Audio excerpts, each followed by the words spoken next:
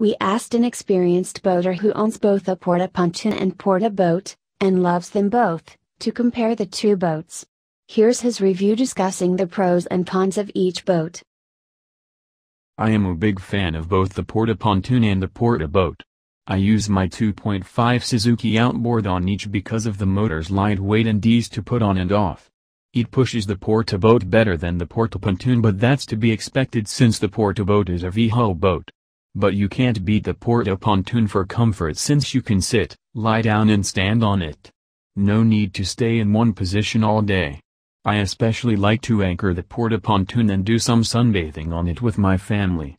We call it our floating, moving island. Both boats take a bit of practice to put together quickly.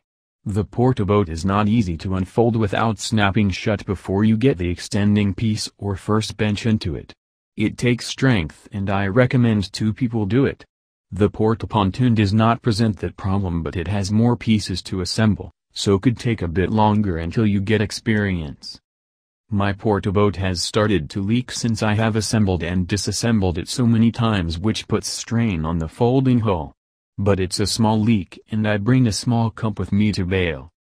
The Porta-Pontoon does not leak and I don't expect that it will because there is nothing to fold or put strain on. Even if caught in the rain, the Porta-Pontoon will not collect water, so no need for bailing. That's true of all pontoon boats, which is why pontoon boats are called unsinkable.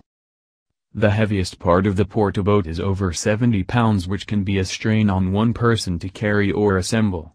In contrast, the heaviest part of the Porta-Pontoon is under 15 pounds.